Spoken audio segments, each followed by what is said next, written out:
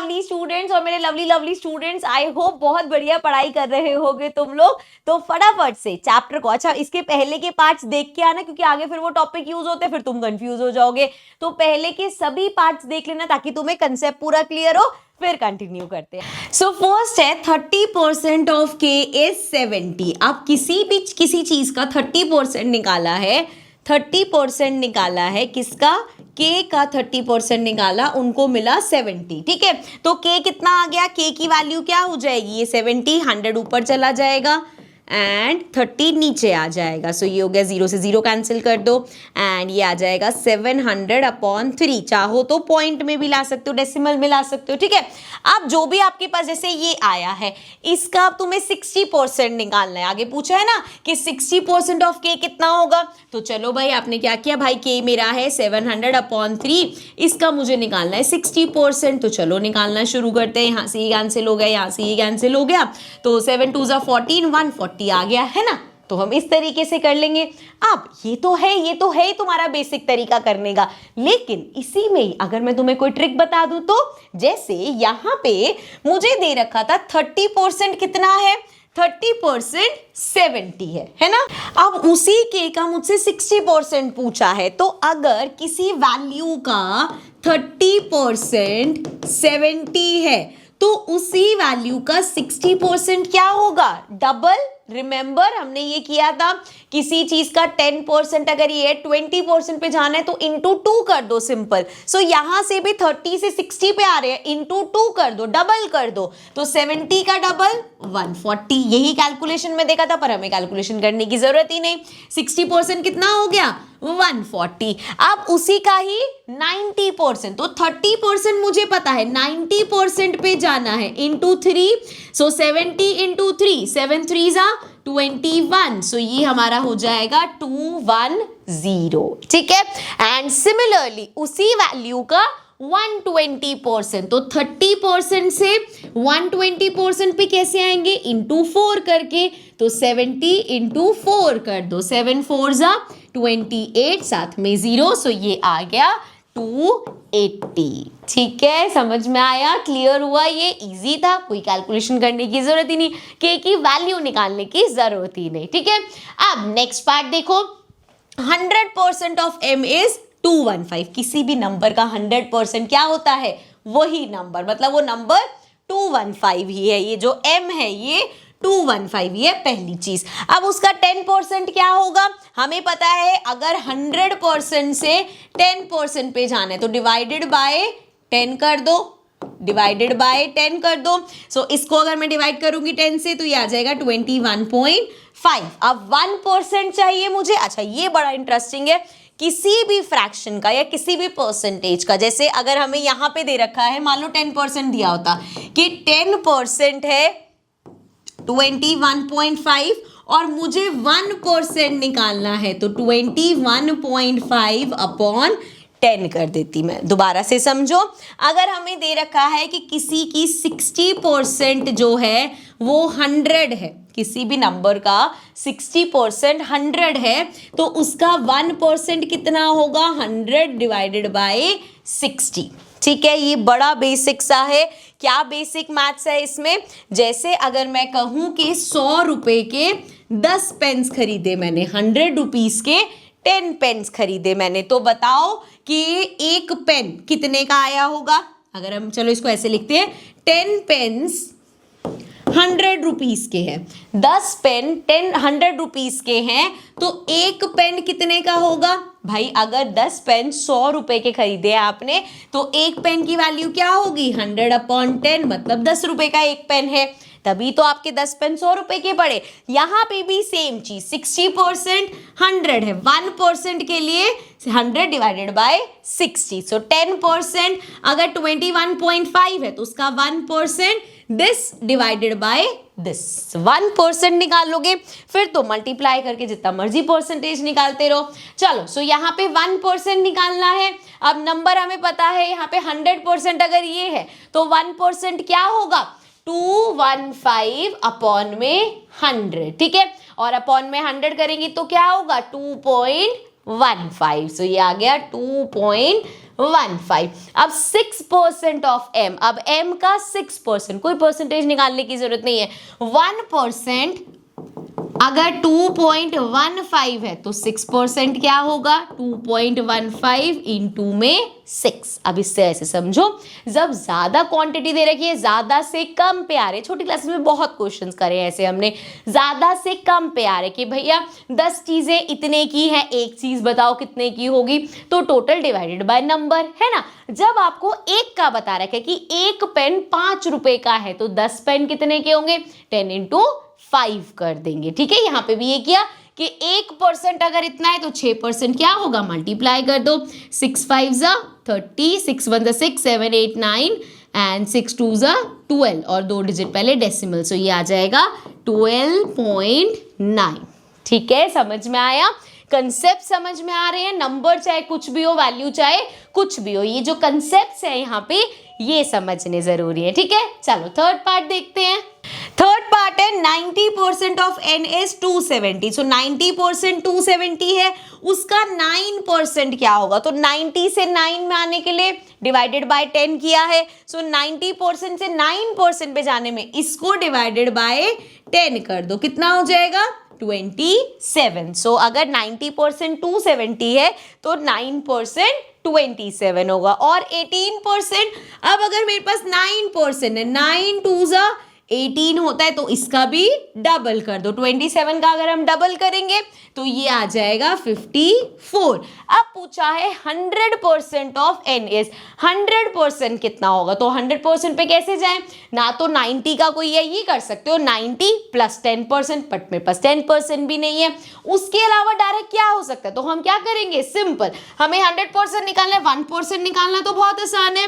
सो अगर 90% 270 है तो 1% कितना होगा, 270 अपॉन में 90, 0 से 0 कैंसिल, ये आ गया हमारे पास 3। सो 1% 3 है। अब 1% है, 100%, 1 से 100 पे कैसे जाओगे, इंटू 100 करके। सो 3 इंटू 100 करेंगे तो ये आ जाएगा 300। ठीक है, नाउ नेक्स्ट पार्ट में बोला है make 2 more such questions and challenge your peace। तो आप इसमें कैसे क्वेश्चंस बना सकते हो कि अपने फ्रेंड को बता दिया कि देख 50% एक नंबर का 100 है, ठीक है, तो अब बता इसका 100% क्या होगा, इसका 25% क्या होगा, या इसका 30% क्या होगा। इस तरीके से हम क्वेश्चंस बना सकते हैं। ठीक है, चलो नेक्स्ट क्वेश्चन देखते हैं। सो क्वेश्चन नंबर 6 है fill in the blanks 3 is -% of 300। ऐसे बहुत सारे क्वेश्चन बन सकते हैं, जैसे 3 is -% of 300, dash is 40% of 4 और 40 इज 80% ऑफ व्हाट। तो ऐसे घुमा फिरा के बहुत सारे बन सकते हैं। हमें सिंपल क्या रखना है, जहां पे भी ब्लैंक होगा, मान लो वो x है, जैसे 3 इज x% ऑफ 100। अब इस स्टेटमेंट को मैथ्स में कैसे लिखूंगी मैं, कि 300 का x% अगर हम कर रहे हैं, x% ऑफ 300 का x% 3 के बराबर है। अगर आप बस यहाँ, जैसे ये इंग्लिश में लिखा है, इसको बोलते हैं मैथ्स में लिखना। अगर हम यहाँ इंग्लिश से मैथ्स पे पहुंच गए, फिर तो कैलकुलेशन है, सिर्फ x की वैल्यू निकालनी है। क्या करेंगे, 0 से 0 कैंसिल, 0 से 0 कैंसिल, 3 यहाँ मल्टीप्लाई हो रहा है, उधर जाके डिवाइड हो जाएगा, 3 ऑलरेडी है, डिवाइड कर दो, x की वैल्यू क्या आ गई, 1 आ गई। मतलब 3 इज 1% ऑफ 300, मतलब 300 का 1% निकालोगे तो 3 आएगा। ठीक है, नेक्स्ट देखो। अच्छा, ये तो हम ओरली भी करना चाहे, अगर मैं आपको बोलूं कि 300 का 1% निकालना है तो 1% कैसे होगा, इनटू में 1/100। ठीक है, तो 1% में क्या आएगा, 3 आ जाएगा। ठीक है, चलो आओ अब आगे देखते हैं, इसको हटा देते हैं। नेक्स्ट देखो, अब सेकेंड पार्ट क्या है, इसको x मान लो। सो x is 40% of 4। So x is, ये तो सिंपल ही है, 40% ऑफ 4 पूछा है डायरेक्ट। सो 40% ऑफ 4, 40% ऑफ 4 बोले तो 40, अरे भाई, % ऑफ 4, 4 का 40% निकालना है, 0 से 0 कैंसिल, इसको करेंगे, ये आ जाएगा 2, ये आ जाएगा 5, देन 4 2 जा 8 अपॉन में 5, 5 1 जा 5, 6 7 8 बचा 30। सो ये आ गया 1.6, मतलब 4 का 40% कितना होगा, 1.6 होगा। ठीक है, लास्ट है 40 इज 80% ऑफ x। अब ये जो 40 है 80% ऑफ x है, मतलब x का 80% किया हमने तो 40 आया। समझो स्टेटमेंट, 40 कहां से आया है, 80% ऑफ x, 80% x का 80% करके 40 आया है, तो x का 80% करेंगे 40 आया है। सो देखो ये आ जाएगा x इक्वल्स टू, उस साइड भेज देते हैं, 100 डिवाइड हो रहा है, उधर जाके मल्टीप्लाई हो जाएगा। यहाँ 80 ऊपर है, यहाँ पे अपॉन में आ जाएगा, 0 से 0 कैंसिल, ये हो जाएगा 4 10 जा, ये आ जाएगा 2 जा, फिर से करेंगे ये आ जाएगा 5, सो 5 into 10 is 50। So that means 80% of 50 का अगर हम 80% निकालेंगे तो वो 40 होता है। तो जब भी ऐसे इस टाइप के आएंगे कि आपको परसेंटेज निकालनी है, आपको वैल्यू निकालनी है, कुछ भी करना है, उसको एक्सेलेट करना, अपनी मैथ्स की स्टेटमेंट बनाना और आंसर निकाल देना। ठीक है, चलो आगे देखते हैं next question. Question number 7 is 10% of a day longer than 1% of a week. अब इसको कैसे देखेंगे, अगर हम एक दिन की बात करें तो पहले भी हमने क्वेश्चन किए, 1 डे को हम 24 आवर्स में डिवाइड कर सकते हैं। So 1 day is equals to 24 hours. ठीक है, तो 1 वीक में कितने आवर्स होंगे, कंपेयर तो ऐसे नहीं कर सकते कि एक दिन में 24 आवर्स और फिर 1 वीक का हम कहे कि भैया 1 वीक में 7 डेज है। नहीं भाई, जब यहाँ पे आवर्स निकाले हैं तो इधर भी आवर्स में कंपेयर होगा। तो अगर एक दिन में 24 आवर्स है तो 7 डेज में कितने आवर्स होंगे, सिंपल 24 इंटू 7, तो ये हो जाएगा 7 4 जा 28, 7 2 जा 14, 15 16, मतलब 168 आवर्स होंगे एक हफ्ते में। ठीक है, अब दोनों ये भी आर में है, ये भी आर में, तो अब परसेंटेज निकाल देते हैं। 10% ऑफ 1 डे मतलब 10% ऑफ 24 कितना आएगा, 0 से 0 कैंसिल, ये हो जाएगा 1 2, ये हो जाएगा 5 एंड 12/5, तो 5 2 जा 10, पॉइंट लगेंगे, 20 आता है 4, सो ये आ गया 2.4 आवर्स, क्योंकि आवर्स में निकाल रहे हैं ना। सो देयरफॉर 1%, एक दिन का 1% कितना है, 2.4 आवर्स, और यही अगर हम निकाल रहे हैं, सॉरी 10%, सो एक दिन का 10% 2.4 आवर्स। अब एक हफ्ते का 1% निकालना है, सो 1% ऑफ 168 कितना होगा, नीचे 2 0 है तो यहाँ पे 2 डिजिट पहले डेसिमल, सो 1.68 आवर्स। तो अब देख लो 2.4 बड़ा होता है या 1.68, 2.4 बड़ा होता है। So therefore 10% of a day is longer than 1% of this. ठीक है, सो यहाँ पे आ गया, हमें क्या करना है, ये पूछा था ना इज, हाँ तो यस इट इज। एंड आगे बोला है सेम ऐसे क्वेश्चंस हम अपने फ्रेंड्स के साथ चैलेंज दे सकते हैं। जैसे आप उनसे पूछो कि 2 घंटे के 10% ज़्यादा है या 4 घंटे के 20% ज़्यादा है, ऐसे कुछ भी क्वेश्चन बना सकते हो। ठीक है ना, चलो अब नेक्स्ट क्वेश्चन देखते हैं, question number 8। So question 8 says Marian's farm has a peculiar bull. One day she gave the bull 2 units of fodder and the bull ate 1 unit. The next day she gave the bull 3 units of fodder and the bull ate 2 units.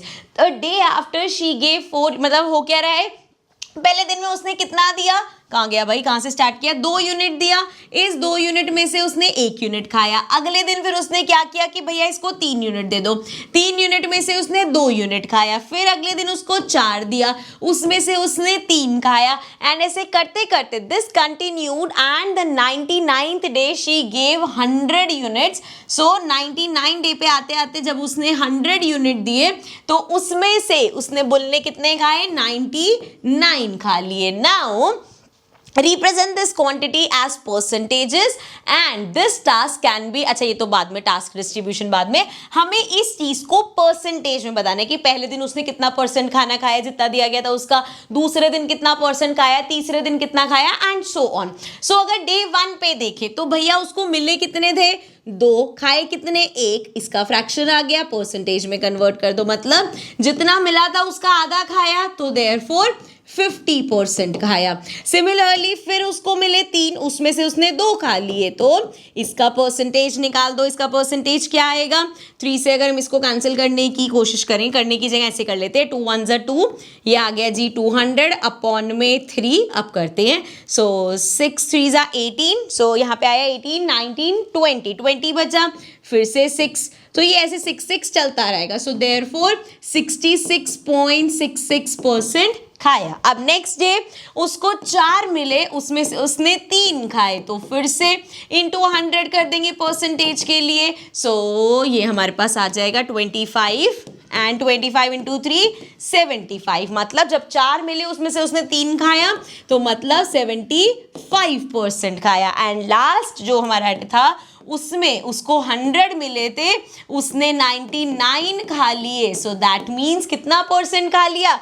उसने 99% खाया। अब देखने को हम इसको ऐसे देख सकते थे कि यार 2 मिला 1 खाया, 3 मिले 2, हर बार 1 1 छोड़ रहा है, लेकिन 2 चीज में से 1 छोड़ना मतलब आपने आधा छोड़ दिया, लेकिन 100 में से अगर आपने 1 छोड़ा मतलब सिर्फ 99% छोड़ा, तो ये परसेंटेज इवैल्यूएट कर दी हमने। ठीक है, नेक्स्ट क्वेश्चन देखते हैं, question number 9. So question 9 says workers in a coffee plantation takes 18 days to pick coffee berries in 20% of the plantation. How many days will they take to complete the picking work for the entire plantation assuming the rate of work stays the same? Why is this assumption necessary? ठीक है, assumption necessary क्यों है वो बाद में बात करते हैं। अभी के लिए यहाँ पे हमें क्या बोला है? 18 दिन लगे हैं, 18 डेज लगे हैं, कितना हुआ है? 20%। सो 20% करने में 18 डेज लगे हैं। हमें बताना है 100% करने में कितने डेज लगेंगे। तो ये क्वेश्चन पढ़ते ही हमें लग रहा है प्रपोर्शन वे में करें तो कितना आसान होगा। मतलब अगर हम इसको ऐसे लें 18 upon x number of days and बराबर होगा 20 अपॉन 100, क्योंकि 18 डेज लगे 20% करने में, कितने डेज लगेंगे 100% करने में। तो देखो यहाँ x की वैल्यू कैसे निकालेंगे, x को ऊपर भेज देते हैं। सो ये नीचे आ गया 20 एंड यहाँ पे अपॉन में इधर चला जाएगा एंड x आ गया उधर। सो 0 से 0 कैंसिल किया, इससे इसको कैंसिल करेंगे, ये आ जाएगा 5।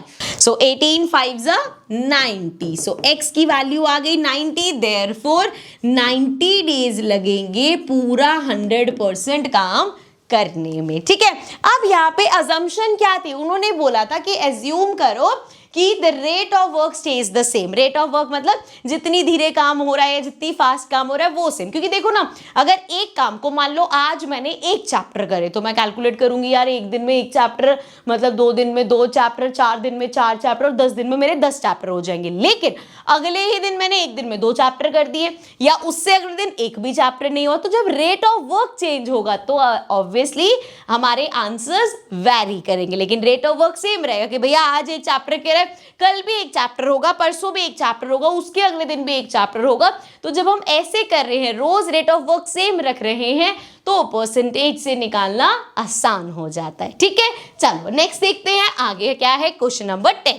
The badminton coach has planted the training sessions such that the ratio of warm up, क्या क्या कराएंगे भाई? पहले वार्म अप होगा, फिर आके खेल लेना एंड फिर तुम्हें काम डाउन होने का टाइम मिलेगा, मतलब कूल डाउन टाइम मिलेगा। ठीक है, अब इस चीज को उन्होंने कैसे माना कि 10% टाइम वार्म अप में जाएगा, 80% टाइम खेलने में जाएगा और बचा हुआ 10% टाइम का कूल डाउन होने में जाएगा।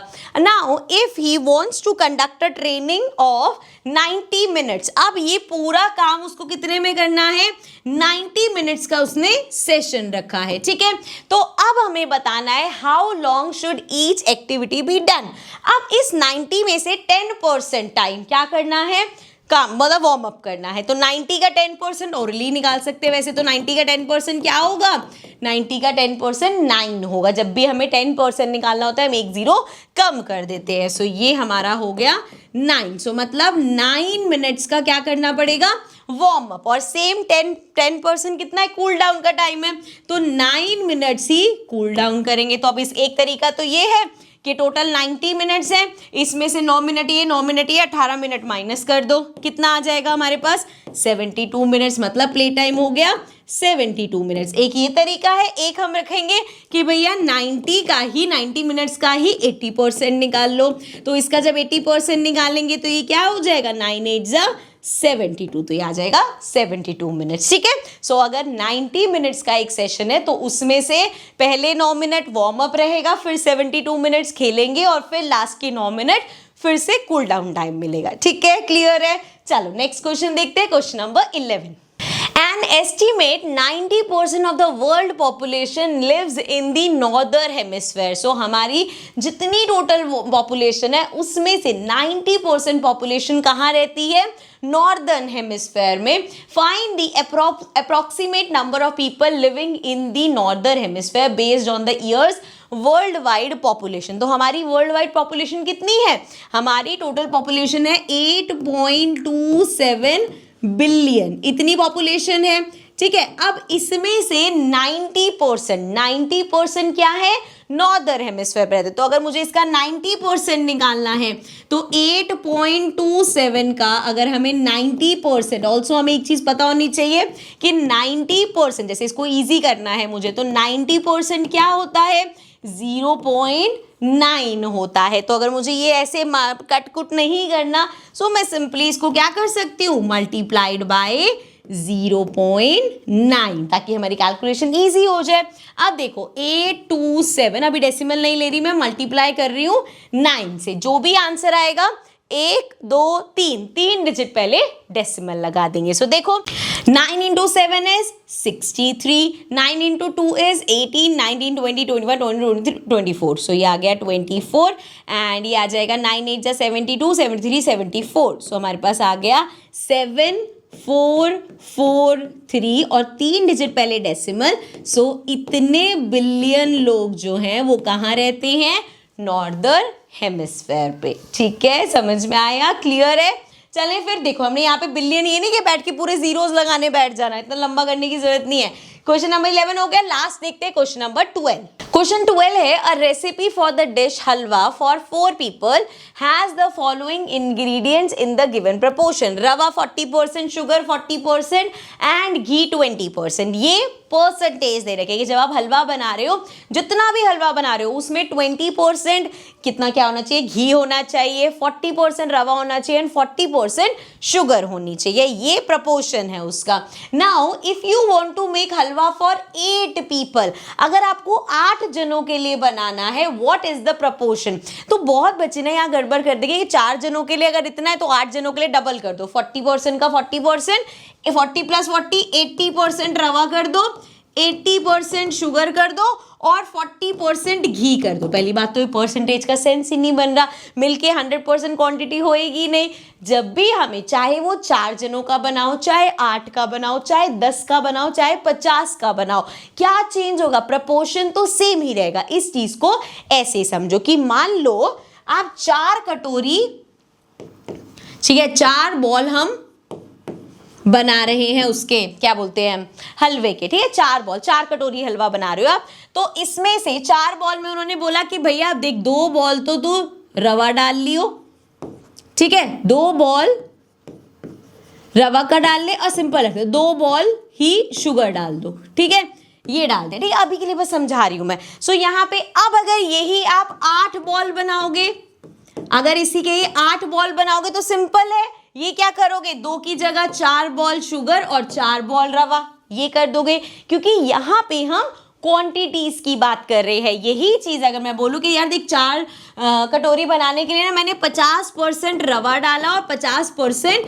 शुगर डाली, तो अगर मैं 8 जनों का बना रही हूँ तब भी 50% ये, मतलब आधा ये आधा ये। अगर मैं 100 जनों के लिए बना रही हूँ तब भी आधा ये आधा ये। परसेंटेज का मतलब, प्रपोर्शन का मतलब, क्वांटिटी कम ज्यादा हो सकती है, प्रपोर्शन सेम रहेगा। समझ में आई बात। तो तो अगर आप 4 जनों के लिए बना रहे हो और ये परसेंटेज है, तो 8 जनों के लिए भी सेम परसेंट रहेगी। मतलब अब हो सकता है कि पहले आधा किलो सामान ले रहे थे, अब आप 1 किलो सामान लोगे क्योंकि आपने डबल बना रहे हो, ठीक है। अब उस 1 किलो में से चीजें ज्यादा लोगे। पहले अगर कैलकुलेट करके 1 कटोरी चीनी डाल रही थी, अब हो सकता है 2 कटोरी जाए, लेकिन रहेगा वो क्या, 40% ही, ठीक है। चलो अब इसको रब करते हैं और इसका एक पार्ट पढ़ लेते हैं। नेक्स्ट पार्ट में हमारे पास क्या है, सेकेंड पार्ट है, if the total weight of the ingredient is 2 kg। आप टोटल जो वेट है इंग्रेडिएंट्स का वो 2 kg है, how much rava, sugar and ghee are present. कितना कितना होगा, देखो इसी 2 kg का 40% क्या है, हमारे पास रवा, सो 40% ऑफ 2 कितना हो जाएगा, इसे कैंसिल करो, यहां से 2 से इसको करेंगे, ये आ जाएगा 5, सो ये आ जाएगा 5 0 0 एंड 40 आएगा 8 पे, तो 0.8 kg जो है वो हमारा रवा हो जाएगा। एंड शुगर का प्रोपोर्शन भी सेम है, तो शुगर भी हमारी कितनी हो जाएगी, 0.8 kg, ठीक है। एंड अगर हम देखें घी 20% है, तो 2 kg का 20% कितना हो जाएगा, इससे कैंसिल कर दो, ये आ जाएगा 5, ये आ जाएगा 0.4, इतना kg हमारा घी, 0.4 kg, ठीक है, ग्राम्स में मतलब होगा। क्लियर है। So this was the end of this video. लेकिन ये पार्ट खत्म हुआ है, चैप्टर खत्म नहीं हुआ, चैप्टर के आगे टॉपिक्स कंटिन्यू करेंगे अपने नेक्स्ट पार्ट में। और नीचे प्लेलिस्ट देख लिया करो, उसमें आपको सभी चैप्टर्स पूरे मिल जाएंगे। So I will see you in the next video. Bye for now.